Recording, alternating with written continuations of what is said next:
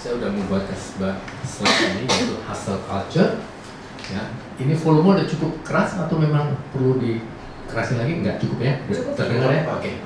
Jadi hustle culture ini memang menjadi budaya yang boleh katakan di generasi kalian khususnya ya. Ini menjadi tantangan bagaimana persiapan kalian nanti untuk menghadapi masa depan. Hustle culture ini memang memberikan pemahaman mengerti bahwa bekerja super ekstra kelas. Jadi kerja tuh kayak kuda. Wow, itu benar-benar luar biasa. Di generasi sekarang, khususnya kalian yang menjadi generasi Gen Z, tadi juga sempat ada rapat di atas membicarakan mengenai tantangan di masa depan. Kenapa? Karena di masa depan ini semakin banyak tempat pekerjaan manusia diganti dengan AI, Artificial Intelligence. Artinya apa? Ruang kerjanya semakin sempit. Beda waktu zamannya waktu saya masih besar. Sekarang segala sesuatu nggak perlu satpam, udah ada CCTV. Ya. Jadi bagaimana orang itu betul-betul merasa, aduh, masa depan saya apa ya? Kayaknya semakin sempit. Disitulah mereka mulai berlomba untuk bekerja keras, harus jauh lebih baik lagi. Saya akan memberikan sebuah contoh dan juga beberapa pemahaman mengenai hustle culture ini di era sekarang supaya lebih relevan. Apapun yang kita bicarakan di sini betul-betul sesuai dengan kondisi medan perang yang kalian lihat dan juga saya lihat. Sebelum kita mulai, saya mau sharingkan dulu ini mengenai video dari YouTube sebagai gambarnya. Ini ada, it takes about 6 minutes, sekitar 6 menit. Jadi buat mungkin udah pernah lihat atau enggak, tadi ini menjadi bagian yang perlu. Sekarang, produktivitas menjadi hal yang begitu dipuja generasi muda. Di lingkungan yang semakin kompetitif, semua berlomba menjadi yang tersibuk, mengorbankan tidur, kehidupan sosial, dan kesehatan, dengan harapan semua kerja keras itu akan membuahkan kesuksesan. Inilah hustle culture. Bangun tidur, aktivitas langsung dibarengi mengecek ponsel. Sampai kantor, berpacu dengan waktu untuk lompat dari meeting ke meeting, duduk berjam-jam menghadap layar komputer. Makan seadanya kalau keburu. 24 jam rasanya tidak cukup. Bahkan saat bertemu teman atau nyantai, ponsel dan pikiran selalu on standby. Lalu aktivitas ini diulang setiap harinya. Belakangan, hustle culture telah menjadi standar tolak ukur kinerja dan produktivitas generasi muda. Hidup dinilai dari tingkat kesibukan dan jumlah proyek yang dikerjakan bersamaan. Karena ada pemikiran bahwa kesuksesan hanya bisa didapatkan dengan bekerja lebih keras dibandingkan orang lain. Memang banyak yang mempromosikan hustle culture sebagai kunci keberhasilan, tetapi banyak juga yang menganggapnya toksik. Pernah baca tweet Elon Musk ini? Promosi hustle culture di media sosial semakin hari semakin banyak dan susah diabaikan.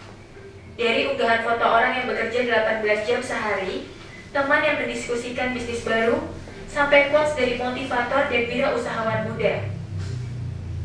Katanya, pengorbanan seperti ini hanya untuk sementara. Tidak jarang kita pun menjadi merasa bersalah kalau tidak produktif. Menurut survei The Finery Report, mayoritas responden mengatakan lembur dan bekerja di akhir pekan itu lumrah. Banyak juga yang mengaku bekerja hingga 80 jam per minggu, jauh melebihi batasan jam kerja yang diatur pemerintah. Memang di beberapa sektor diterapkan batas maksimal lembur, tapi di sektor yang cenderung diisi anak muda, jam kerja sudah tidak relevan lagi. Survei Angkatan Kerja Nasional juga sama kesimpulannya, terutama untuk kota besar seperti Jakarta. Tapi kenapa generasi muda sekarang merasa harus bekerja lebih keras? Beberapa tahun belakangan, dengan meluasnya sektor jasa, muncul juga banyak startup yang mengedepankan inovasi dan kreativitas. Hal ini menuntut produktivitas tinggi meski berada di luar jam kerja. 9 to 5 sudah menjadi flexible hours. Bekerja bisa dilakukan dimanapun dan keberhasilan tidak lagi hanya tentang jabatan. Di sisi lain, fenomena gig economy dan freelancing juga ikut berpartisipasi dalam munculnya hustle culture. Dengan teknologi, apapun bisa dijadikan komoditas untuk dijual, memicu semua orang untuk berkompetisi dalam mengembangkan gagasan.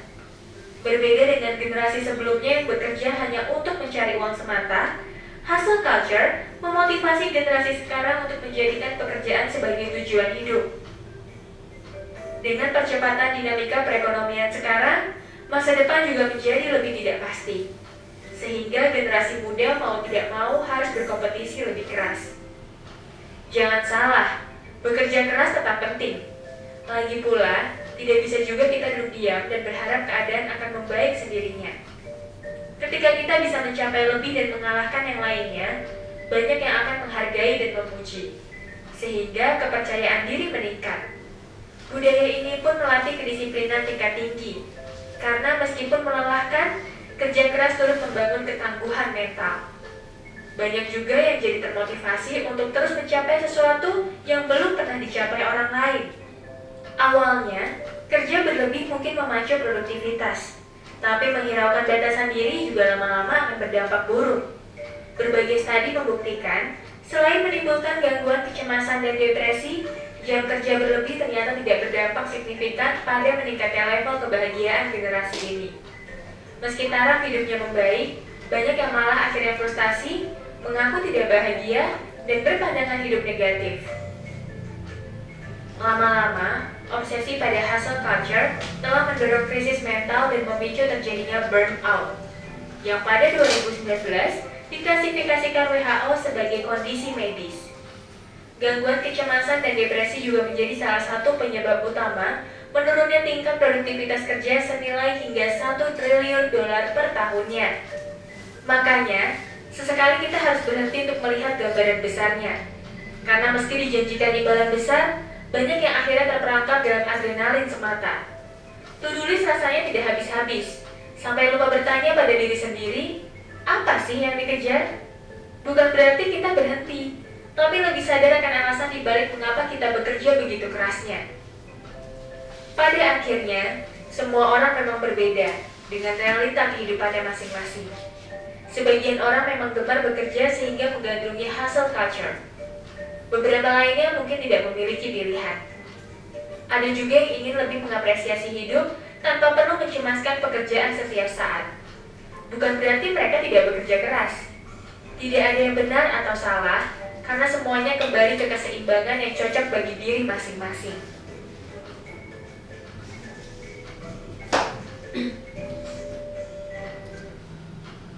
Oke, itu adalah sebagai gambaran mengenai hustle culture ya, yang kita dengar dari beberapa narasumber. Ini saya ambil dari YouTube. Tentunya itu mewakili dari apa yang mau kita bahas pada sore hari ini. Saya kembali slide lagi. Nah, intinya adalah bisa dibayangkan kalian punya challenge atau tantangan di kemudian hari. Ya gambarnya seperti itu. Mungkin di generasi saya sudah lewat, tetapi di generasi kalian, wow, saya mesti bikin apa ya kasar? Memang bikin gila. Kalau nggak apa kita nggak bisa ngikutin. Tapi bukan berarti kalian harus dipicu untuk menjadi harus kerja keras. Nanti saya akan gambarkan beberapa mengenai apa-apa yang harus kita sikapi di dalam menghadapi hustle culture ini. Nah, tadi udah digambarkan secara abstrak di gambar video itu. Tentu saya juga akan menggambarkan bahwa hustle culture ada sebuah budaya di mana orang menganggap bahwa untuk meraih kesuksesan seperti tadi harus kerja keras. Dan gaya hidup menolong seseorang untuk terus-menerus bekerja, mengabaikan waktu istirahat, sehingga mau makan apapun juga tinggal Gojek panggil aja, kerja terus di depan komputer atau di depan laptop, sehingga itu menggambarkan foto-foto dia udah frustrasi, aduh kayaknya kayak nggak kelar-kelar deh, sehingga pekerjaan itu menjadi numpuk. Efeknya kemana? Efeknya pada dulu kita masih muda masih oke, ternyata nanti begitu udah masa tua, aduh dulu kayaknya investasi yang kalian overwork itu memberikan metabolisme kalian menjadi terganggu, baru dirasakan setelah saat tua. Jadi ngapain kerja capek-capek? Bukan berarti ya kalau gitu kita santai-santai aja, nggak gitu juga ya. Ini yang harus pahami. Saya akan mencoba memberikan gambaran bahwa perilaku manusia itu dibagi 4 kuadran. Ya. Kuadran ini nanti akan menilai diri kalian semua. Jadi gimana ya? Nanti kita lihat. Kuadran 1 ini menggambarkan yang tadi, waduh, kerja tak mengenal waktu. Ini yang topik yang menjadi topik utama, yaitu kuadran 1 ada hustle culture, sedikit istirahat, kerja mikir terus, ya. Kadang makan pun tidak beraturan, kejar target melebihi ekspektasi, sangat ambisius, tak mau kalah, jarang bergaul, egois, emosional, stres, kadang temperamental, marah-marah, gitu ya. Hasil akhir bisa sukses, bisa gagal. Kalau gagalnya apa? Bunuh diri, bisa segitu ekstrimnya. Kita tahu kalau di media suka ada orang loncat dari tinggi, ya mungkin dia ada sesuatu kejiwaan yang rada, maaf kita katakan rada gila, sehingga dia bisa mengorbankan dirinya untuk lebih baik bunuh diri. Kayaknya apa yang saya capai tidak tercapai. Wow, segitunya ya ekstrimnya. Ya, tentunya ini tidak menjadi tolok ukur atau contoh yang harus kita beri, mendapatkan pemahaman untuk kita. Jadi boleh kerja keras, ya, kita harus lihat hasil suksesnya juga ada. Nanti kita lihat contoh-contoh orang-orang yang hustle culture itu yang sukses seperti apa. Yang kedua adalah di kuadran ini rajin bekerja. Ya. Nah, ini kerja keras tapi tidak ekstrim. Dapat mengatur waktu istirahat, pembawaan lebih tenang, kejar target sesuai ekspektasi. Cara kerja lebih tertata, ya, masih mau bergaul, hargai orang lain, emosional lebih terkontrol, hasil akhir biasanya tercapai. Nah, ini ada satu model manusia yang kayak begini, ada, ya ada. Yang ketiga adalah slow living. Ini santai aja, tenang aja bro, masih jauh, belande, ya. Apapun yang diberi tugas selalu dibilang tarsok aja. Kita nggak pernah mau belajar bertanggung jawab. Cenderungan kita mager, ya. Malas mikir lagi. Jadi kurang punya tanggung jawab. Ya pokoknya jalanin aja apa adanya. Ada model manusia seperti itu. Nah yang ini adalah penuh hikmat. Wah cakep banget ya. Ini kayaknya orang gereja deh. Jadi ya kita harus tahu potret ini merupakan gambaran perilaku manusia yang selama ini kita hadapi. Jadi macam-macam. Kita ini mau di kuadran 1, kuadran 2, kuadran 3, kuadran 4. Tadi di video dikatakan, nggak salah kok yang namanya hustle culture. Asal nggak gila-gila amat. Memang harus kerja keras. Karena kita tahu sadar persaingan saya semakin banyak. Di China, secara statistik, yang gelar PhD banjir. S3. Bayangin negaranya maju kayak gitu, SDM-nya kayak gitu. Kita kayak gini, ya bisa tahu lah hasilnya. Di sana tuh seperti itu, Amerika aja sampai kaget-kaget. Sampai Amerika nggak merasa wah ini bahaya banget, karena akan dia menguasai dunia. Sudah mulai. Cina udah di mana-mana, produk mobilnya, produk elektroniknya, semua udah menguasai dunia. Jadi itu merupakan bagian di mana mereka tuh gaya hidupnya, hustle culture-nya tinggi ya. China tuh kayak begitu. Yang tadinya tahun 70-an sama kayak kita. Ada kayak semacam beca atau rickshaw misalnya mereka tuh di jalan-jalan. Sekarang udah elektronik bus semua, bersih dan tertata rapi. Artinya apa? Mereka betul-betul merubah gaya hidupnya yang lalu sehingga lebih baik. Memang itu hasil hustle culture-nya mereka. Itulah menjadi pemahaman kita orang gereja di sini juga harus menyadari tidak serta-merta hanya dengerin firman aja, tapi kita juga bisa melihat lingkungan sekitar kita apa dan berdampak kehidupan kita apa. Itu juga kita harus tahu. Nah, dari sini kuadran 1, kuadran 2, kuadran 3, kuadran 4, kalian bisa menilai saya ada di mana ya. Saya di 1, apa 2, atau 3, atau 4. Ini menjadi tolok ukur kalian untuk melihat diri sendiri.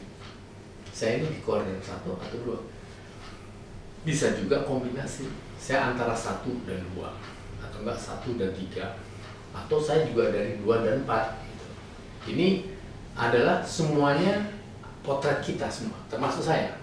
Jadi kita harus bisa melihat semua ini adalah bagian yang kita hadapi. Yang paling bagus apa? Pilih aja dari setiap kuadran itu yang terbaik. Kita ambil di kuadran 1, saya maunya ambil yang kerja keras deh. Jadi betul-betul benar-benar ambil yang positifnya. Tentu masing-masing kuadran punya positif negatifnya. Itulah yang harus kalian. Tetapi apa gunanya kalau hasil kerja kita tidak dimiliki yang namanya literasi? Literasi itu apa sih? Nanti kita akan lebih lanjut lagi. Literasi adalah cara kita berpikir untuk memanage semua informasi.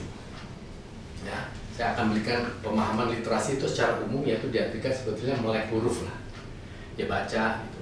Paling tidak ya ngerti apa yang ditulis. Oh ini yang dimaksud. Karena kita juga punya tantangan di dalam membaca Alkitab. Berarti ya main juga bahasa terjemahan. Tapi kalau kita bisa mencari, ada baca Alkitab bahasa sehari-hari, itu kayaknya lebih oke untuk dipahami. Hal-hal kayak gitu, itu adalah bagian langkah kalian sudah melakukan literasi. Jadi literasi itu sebetulnya kemampuan mengolah informasi, berpikir kritis, dan berkomunikasi. Itu yang saya garis bawahi dan juga saya tinta merahkan, itu menjadi titik tolak bagaimana pengertian literasi itu sendiri. Nah, kita tahu bahwa kemampuan membaca dan menulis itu mencakup semua kemampuan membaca dan menulis dengan baik. Itu dengan hal-hal yang kita bisa informasi, bisa bikin report, bisa bikin menulis bagus. Banyak orang bisa baca, belum tentu bisa nulis. Bacanya bagus, tapi begitu tuh bikinin dong surat, gimana ya, susah nih gitu. Kayaknya ngeblank. Udah lihat aja di Google, nyontek. Kita sebenarnya apa? Budaya nyontek paling enak karena nggak usah mikir. Tapi umpamanya kalau internetnya rusak ataupun nggak ada koneksi, nggak mau diri kita sendiri yang harus bisa melakukan itu. Hal-hal yang seperti itulah harus kita pahami semuanya. Jadi apapun yang harus kita lakukan di sini bisa mengerti bagaimana melakukan analisa mengenai membaca dan menulis. Yang berikutnya adalah kemampuan mengolah informasi. Itu tadi saya bilang, kita nih cekokin lah istilahnya semua informasi dari media sosial lah, atau dari TikTok lah, atau dari FB ataupun dari IG, semua informasi itu masuk. Apa yang kita bisa pelajari? Jadi kita selalu belajar tidak selamanya dari tulisan saja, tapi dari hasil short video-video itu harus kita bisa olah. Yang berikutnya adalah berpikir kritis. Ini benar nggak ya? Ini berita sampah nih, ini hoax nih. Hal-hal kayak gitu kalian juga harus bisa menilai bagaimana cara kita berpikir secara kritis. Yang berikutnya adalah makalah komunikasi. Bagaimana kita harus bisa menjelaskan pada, benar nggak sih soal hal ini? Benar, itu harusnya begini. Cara menutur kata pun kita juga terbaca dari kita memilih dari informasi yang baik. Segala sesuatu kalau informasi kita yang baik, kita pun juga akan terbentuk dengan hasil didikan dari orang yang berpikir dengan baik, cara berpikirnya dan juga cara berkomunikasikannya. Ini poin-poin yang harus kita lakukan dalam kehidupan kita sehari-hari. Jadi kalau literasi baca tulis ya harusnya kita semua lah ya sebutkan sebagai tinta biru, itu menunjukkan bahwa itulah kita. Berikutnya adalah contoh-contoh orang-orang yang saya bilang tadi, literasinya yang betul-betul sukses yang di dalam bekerja, hustle culture. Siapa? Kita bedah dalam kelompok-kelompok khususnya yang kita lihat di dunia sekarang dan di dunia media sosial kita selalu baca. Tokoh-tokoh ini selalu ada, yaitu literasi numerasi. Kita tuh Jack Ma tuh yang punya Alibaba. Wah, semuanya informasi mau beli apa, palu gada ada, apa lu minta gua ada. Jadi semua informasi itu ada. Jadi dia punya sistem yang selama ini kita belajar lihat dari Tokopedia atau Shopee, itu adalah bagian dari sistemnya Alibaba. Jadi semua informasi dia tahu. Wah, ini kalau kita jual itu orang nggak usah kita datang ke mall, lewat HP aja. Makanya sekarang belanja online, wah luar biasa. Dia loh ya yang mempelopori. Dan kita tahu Nadiem Makarim punya Gojek, yang menteri yang kemarin itu. Ya diam-diam dia udah tahu bahwa dia juga belajar dari luar negeri. Dia bisa mempelajari bahwa ya orang lama-lama kalau kita bisa layani dengan baik, wah bagus banget. Itulah yang mengakibatkan kita menjadi mager.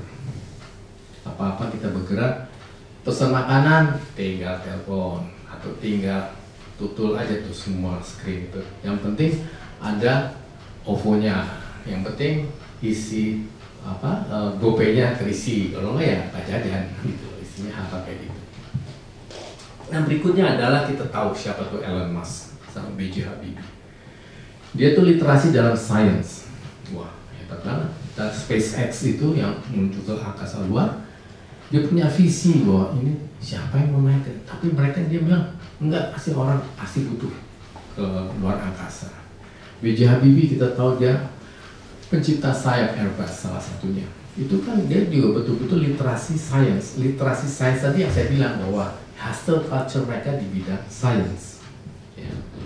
Yang berikutnya ada digital, yang kita kenal Bill Gates, ya, Microsoft, Mark Zuckerberg, Facebook, dan juga Steve Jobs, nih Apple. Itu adalah semua orang-orang yang kerja keras, sebenarnya dia nggak punya apa-apa, dia bisa menciptakan industri ini luar biasa. Kita pun ikut menikmati, ternyata Steve Jobs sampai di WB saya pakai ya hasil dari dia punya hustle culture gitu. Ini harus punya kemampuan bagaimana kita menggunakan teknologi digital itu secara efektif dan bertanggung jawab. Itulah mereka pemikir-pemikir yang luar biasa orang-orang ini. Dan yang mengenai financial, yaitu Haritanu yang punya MNC, ya, dia punya stasiun TV, tapi dia seorang bisnismen memang dunianya sekolah duit. Sekolah duit itu apa sih? Ya finance, bagaimana pergerakan dunia ini, uang-uang itu bisa dia kontrol.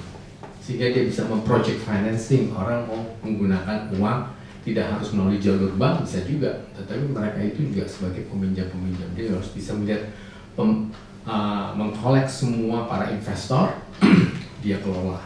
George Soros salah satunya yang rajanya dolar Amerika. Indonesia sempat kolek gara-gara si George Soros menarik semua peredaran US dollar di Indonesia. Wah, kita bertransaksi dengan luar negeri dengan US dollar tidak ada di pasaran, anjlok. Makanya rupiahnya betul-betul nyungsep, terjun bebas. Karena mahal sekali cari dolar pada saat itu. Itulah mereka itu yang lama-lama kesannya kalau kita bekerja di dalam bicara masalah ini, konteksnya jadi orang-orang jahat juga ya. Ada hustle culture itu adalah menunjukkan orang itu jadi jahat juga. Jahat itu artinya keserakahan itu muncul. Nah, ini kita tahu siapa Wisnu Tama.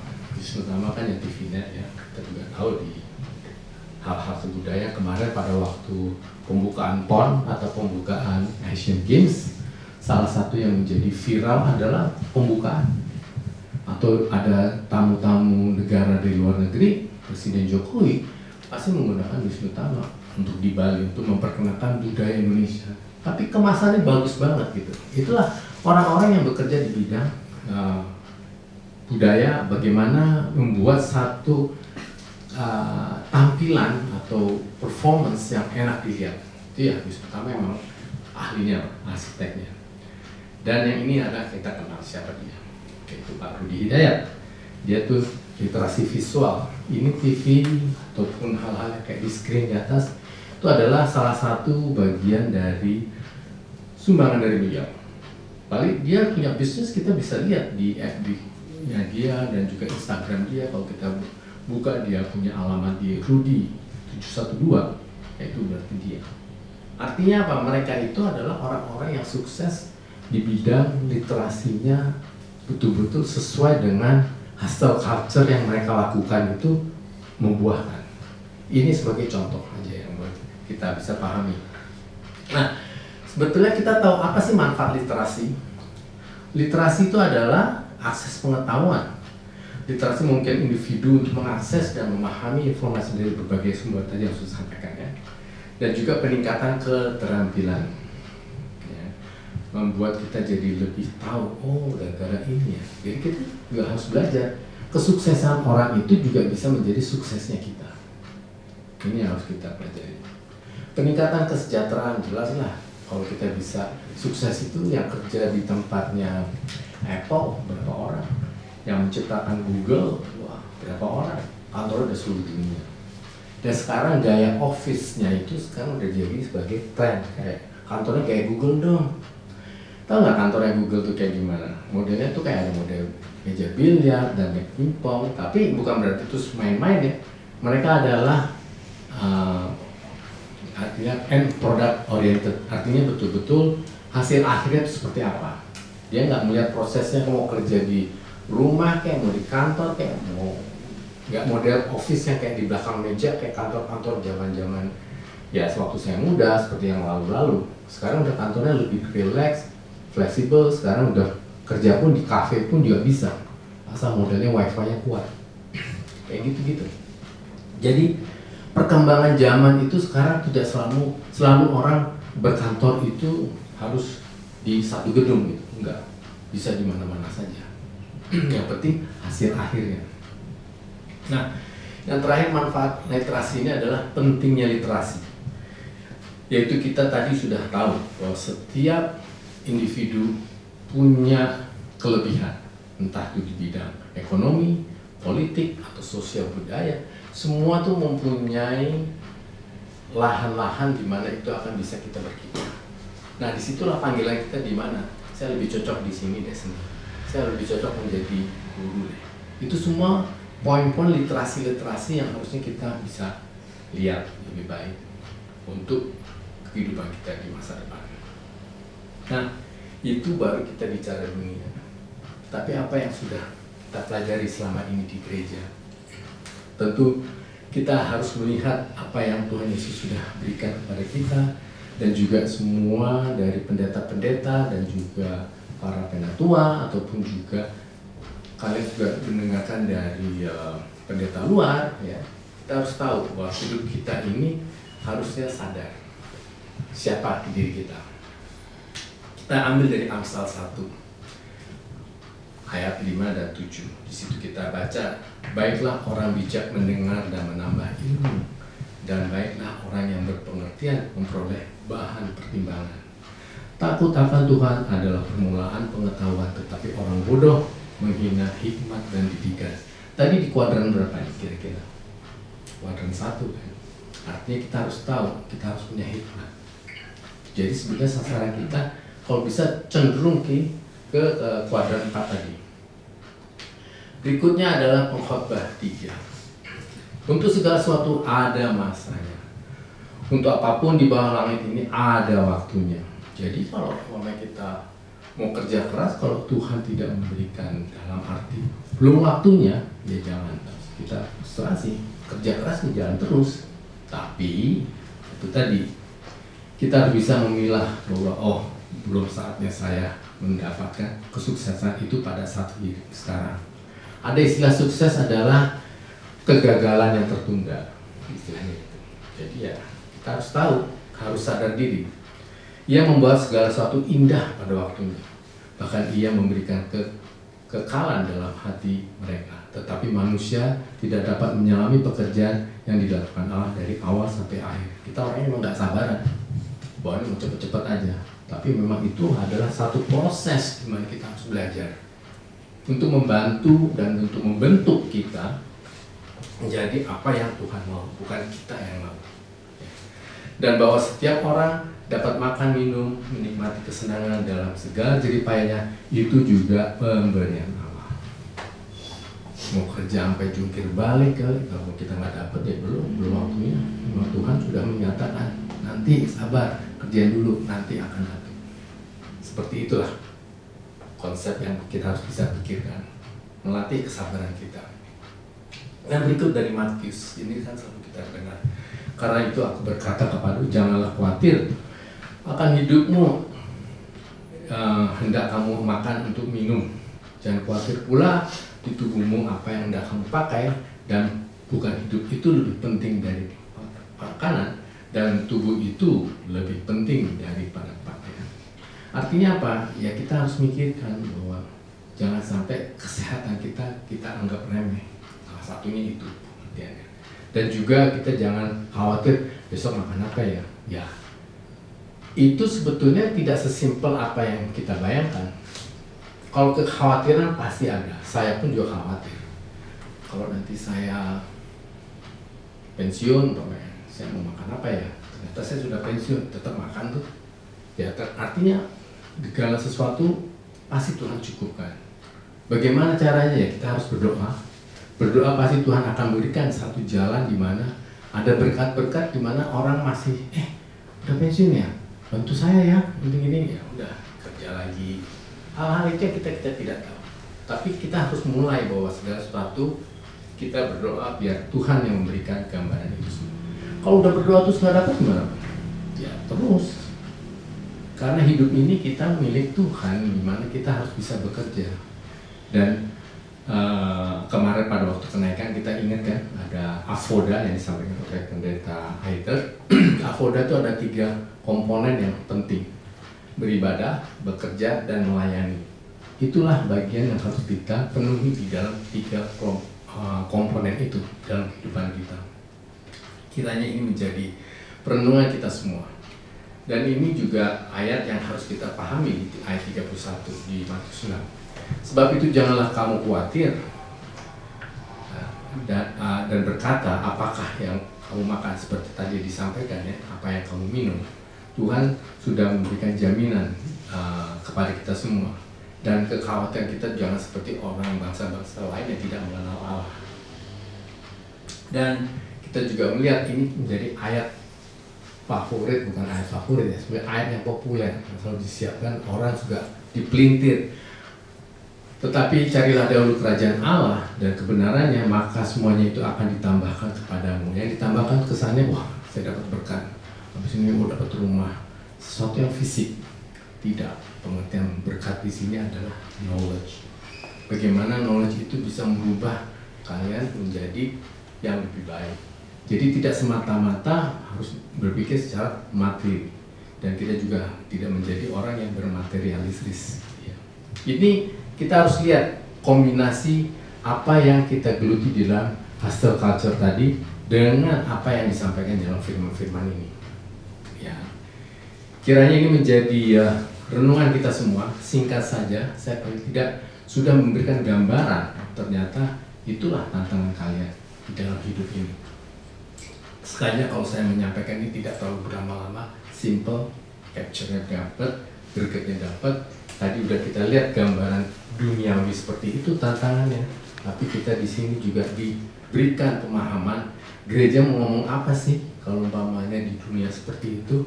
Ya ini tadi yang saya sampaikan, semua ayat-ayat itu yang harusnya menjadi kekuatan kita untuk menjadi pegangan kita dalam kehidupan kita sehari-hari. Kiranya ini menjadi renungan kita. Tuhan Yesus memberkati.